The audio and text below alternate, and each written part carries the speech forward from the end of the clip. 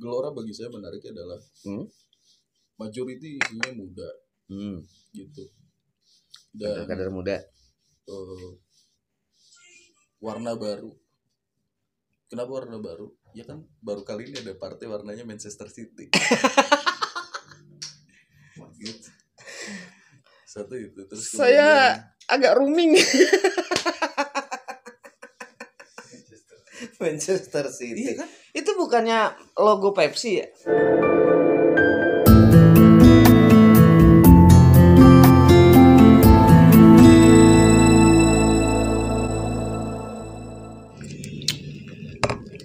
Halo, assalamualaikum. Selamat pagi menjelang siang. Dan saya Dimas hadir kembali di kontennya Kang Mus. Lebih tepatnya Kang Mus Channel. Kang Mus Channel. Okay. Karena ada lagi katanya ya. Kang ada. Mus itu. Iya benar. Gitu. Dan masih ingat dengan kisah misteri masker ketarik di konten sebelumnya. Kali ini saya tidak sedang berada di kebon, tapi lagi di Bandung, tepatnya di Trans Luxury. Ya. Kebetulan kita diminta untuk apa ya? Ya sebenarnya ada satu pekerjaan lah. Pekerjaan terus yang kemudian hospitality-nya lumayan gitu. Kita disuruh nginep di kamar yang lumayan bagus. Ini bukan kamar kita nih. Oh ini kamar sebelah, kamar teman. Kamar kita lebih oke lagi ya. Kamar kita lebih oke lagi, cuma lagi dibersihin. Jadi terpaksa kita di sini dulu. Ya biar nggak main di kebun terus gitu. Jadi kita main sekali-kali lah main di tempat mewah. Gitu. Gue baru tahu. Dan kita nggak bisa menutupin lah bahwa latar belakang kita kan jurnalis politik ya. Gitu. Ini gue baru share nih. Gue baru tahu ternyata Golkar itu ketua umumnya harus memiliki irisan dengan nama Golkar. Jadi maksudnya gini, orang taunya Golkar itu kan golongan karya. Iya. Padahal tidak sesimpel itu. Golkar juga bisa jadi golongan kerabatnya Airlangga. Masih belum muter otak saya. Apa karena bawaan pagi ya? Paham gak? Belum, saya belum paham. Ketua umum Golkar itu harus ada namanya harus ada dengan nama Golkar sendiri. Singkatan Golkar apa? Golongan karya. Tapi setiap ketua umumnya harus punya irisan di singkatan itu. Golkar hari ini singkatannya bukan golongan karya, golongan kerabatnya Erlangga. Sadis. Tapi ketua-ketua umum sebelumnya punya irisan. Abu Rizal Bakri. Golongan kerabatnya Abu Rizal. Masuk gak? Masuk sih. Soeharto? Sebelum Pak Soeharto Akbar Tanjung? Ketua umum. Golongan kerabatnya keluarga Akbar. Masih ada Arnya. Itu Akbar Tanjung. Yusuf Kala. Agung Laksono? Agung Laksono kan gak pernah jadi ketua umum definitif. Golkar pecah dong. Iya, waktu itu Golkar pecah. Golkar yang sebenarnya aja. Yusuf Kala. Iya. Golongan Kala and rekan. Maksain banget. Iya kan? Jadi bisa dipastikan calon ketua umum yang mau bertarung untuk memperebutkan kursi ketua umum Golkar kalau tidak memiliki irisan nama Kar agak sulit. Makanya pada saat Erlangga bertarung dengan Bambang Susatyo, jalan Erlangga lebih mulus dibanding Bamsud. Karena kalau jadi Bamsud jadi Golbams. Pertanyaannya kan, pasca Erlangga siapakah yang paling tepat untuk menyandang ketua umum Golkar? Harus ada nama Karnya. Jawabannya adalah golongan Kartasasmita. Iya, endorse banget. Gak ada bercanda. Aduh, Resa. Golkar itu partai tua. Dan kita setiap jurnalis politik yang pernah liputan Golkar secara mendalam dan pernah wawancara pimpinan-pimpinannya atau elit-elitnya, pasti dia memahami bahwa Golkar itu adalah golongan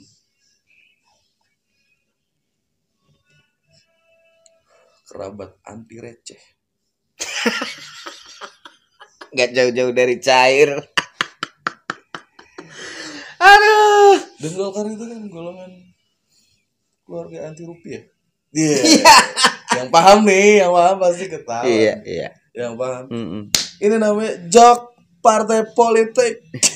Gitu. Tapi ngomong Golkar menarik Om Dim, karena beberapa hari terakhir ini kan sempat heboh banget ya. Itu tadi yang kelihatan in frame. Salah satu orang kepercayaan di elit Golkar. Oh gitu. Kami rahasiakan namanya. Namanya Mas Mitro. Karena beberapa hari ini beberapa kader Golkar itu ada yang intinya bermasalah hukum lah. Okay.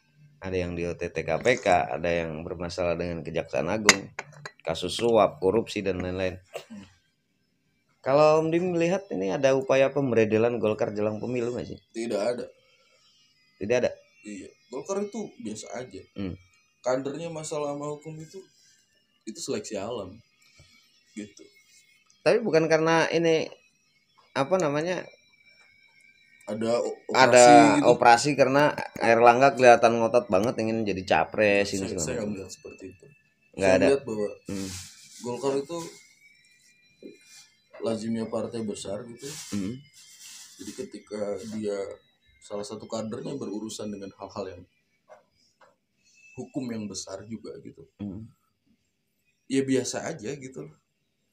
Ya bagaimana ceritanya pada saat kemudian Ajis dibawa ke KPK, Bapak Ketua Umum Golkar sedang melakukan gerilya ziarah gitu kan.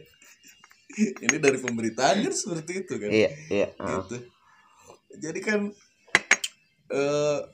terlepas kemudian ini adalah simbol atau apapun gitu, Golkar ya, saya pikir sudah punya rule sendiri gitu. Ketika ada salah satu kadernya yang bermain-main dan bermasalah, saya pikir itu udah punya cara penyelesaiannya sendiri.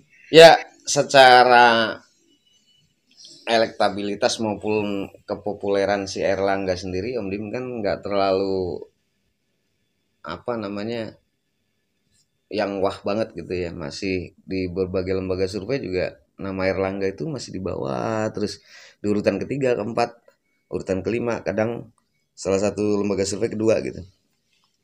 Dengan ngototnya Airlangga nyalon gitu, nyapres gitu, emang bisa.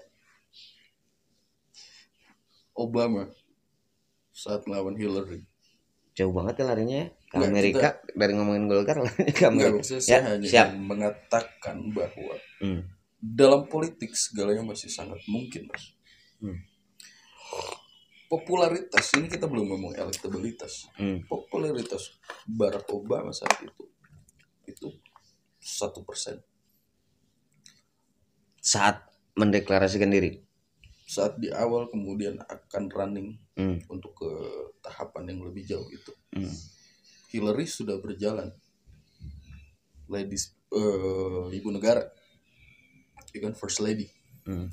Yang popularitasnya ya sudah hampir 100% bahkan. Siapa yang kemudian tidak kenal ibu negara?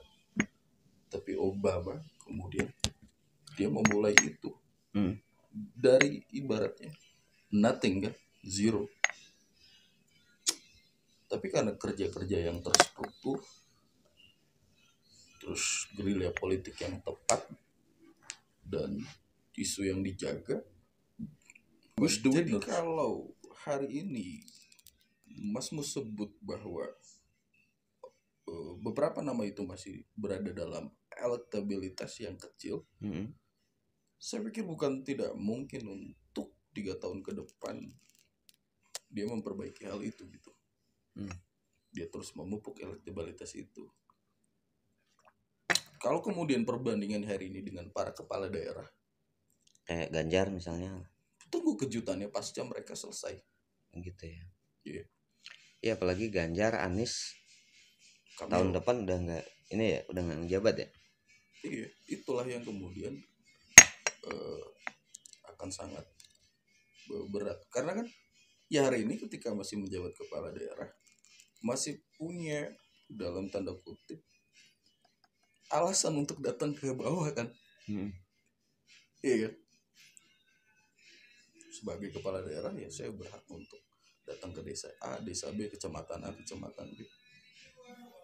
Exposure yang besar dan sebagainya. Tapi ketika nanti sudah bukan tidak menjabat siapa-siapa, ya. mau pakai alasan apa gitu. Saya pikir itu kan. Ya, Alasan mantan gubernur pengen silaturahmi?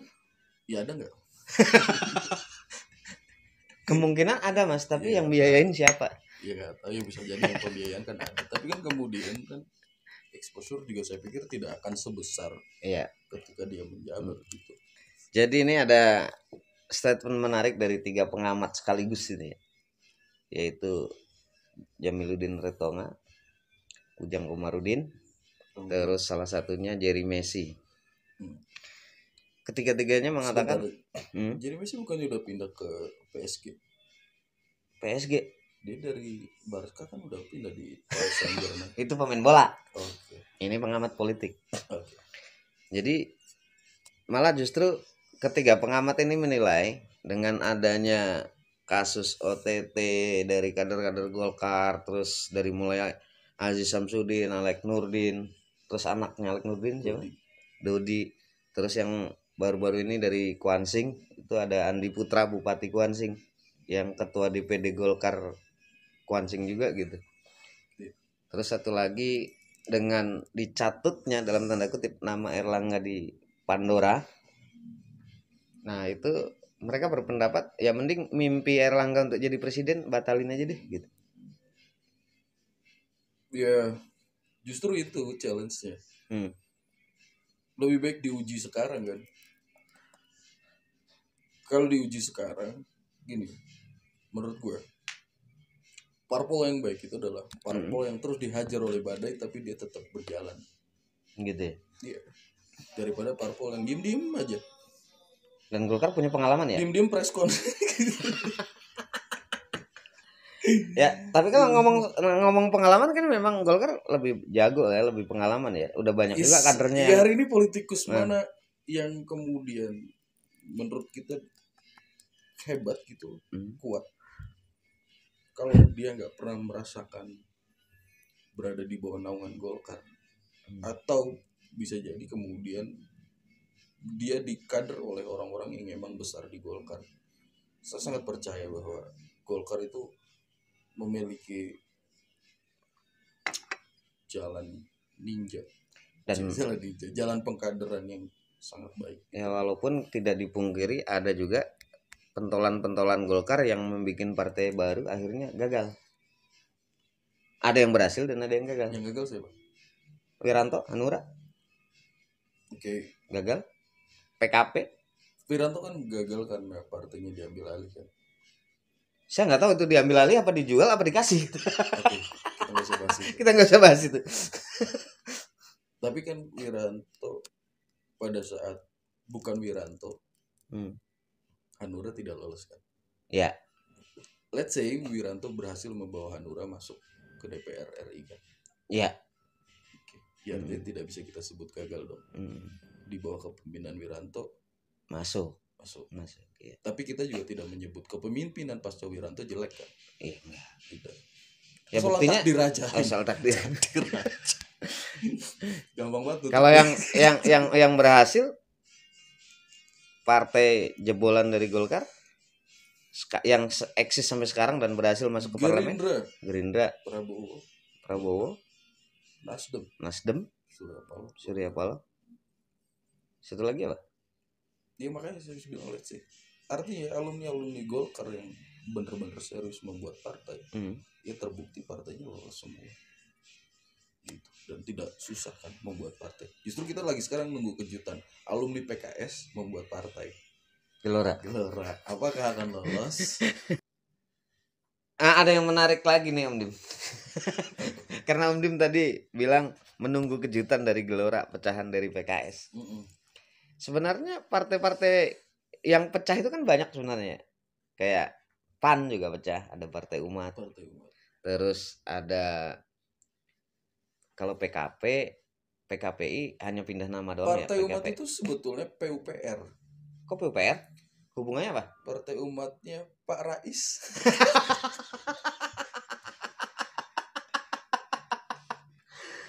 PUPR dong. Gitu. PDIP juga sama. Tapi ini loh Om Dim, yang gua maksud, Partai Umat ini walaupun dia pecahan dari PAN dan baru mulai, belum tentu lolos juga, tapi udah pecah duluan di internal gitu. Aku nggak tahu. Itu menariknya.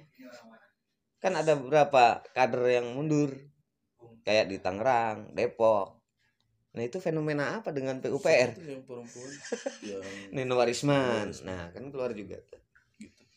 Saya nggak tahu, saya nggak terlalu mengikuti Partai Umat gitu. Karena kan mendirikan partai bukan barang mudah. Gitu. Jadi lebih tertarik mengikuti Gelora? Gelora saya lebih tertarik. Karena ada advertorial tiap hari ya? Enggak juga, udah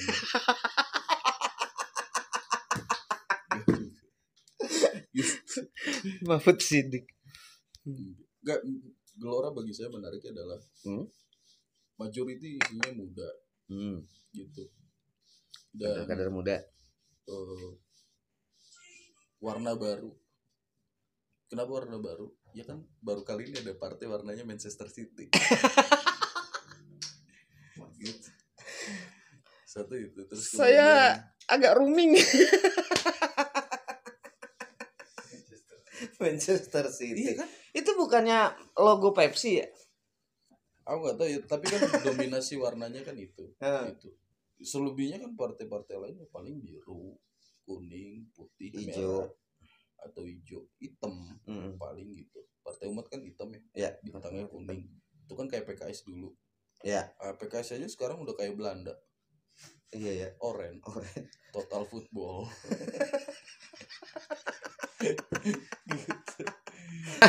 Ngomongin warna soal partai, Gelora mirip Manchester City. Nah, kayak PSI juga mirip-mirip PDIP tuh merah. Iya kan, merah putih. Biasa aja gitu loh. Manchester United dong. Iya enggak juga, maksudnya cuma warna-warna yang sudah lazim dipakai oleh partai-partai pada umumnya gitu loh. Dan yang menarik gitu. Cuman Gelora ya. Dan PKS kemudian nggak tahu apa dasarnya merubah menjadi oranye, walaupun kemudian basicnya masih putih gitu. Saya pikir menarik sih untuk kemudian kita bahas lebih lanjut soal mistikus warna dalam partai gitu. Gitu. Itu ya. Golkar tuh beringinnya warna apa? Hitam? Beringin warna aslinya ya. Kalau Golkar sebenarnya bukan hitam. Apa? Hijau. Berkarya dong hijau. Enggak, hijau. Aslinya mah hijau Golkar logonya. Beringin. Beringinnya ya? Iya. Daunnya. Gitu. Kemudian ada padi kapas. Oh, gitu. Ada apa sih namanya? Melambangkan pangan sandang kan dulunya awalnya zaman Soeharto. Enggak tahu kalau sekarang udah berubah apa enggak di zaman Pak Erlangga. Ya, itu kan biasanya kalau di benderanya kan kuning hitam gitu enggak? Iya. Iya kan? Di benderanya iya. Beringin hijau dipakai sama berkarya kan?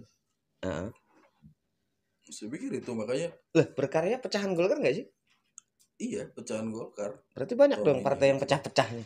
Banyak, tapi kan at least berkarya aja eksis gitu loh untuk beberapa. Tapi belum ada yang lolos, Mas. Untuk DPR RI ya. Iya, DPR RI belum ada yang lolos. Tapi dengan sebagai sebuah partai baru yang dibesut oleh Tommy Soeharto dan mewarnai political public, exposure berkarya dibanding partai Garuda, dibanding partai apalagi tuh yang baru-baru. Ya yang udah pokoknya udah tersingkir lah jauh-jauh hari. Jauh kan lebih. Iya. Kemudian bahkan saya pikir pionir-pionir di berkarya juga lebih bagus gitu. Ya istilahnya di situ banyak banget lah begawan-begawan politik yang senior gitu. Persoalan kemudian energinya masih kayak dulu atau enggak ya nggak tahu. Saya belum pernah wawancara langsung sama Mas Tommy. Reporter saya sering. Saya belum. Redakturnya malah belum. Ngopi dulu Mas, gitu. biar nggak tegang.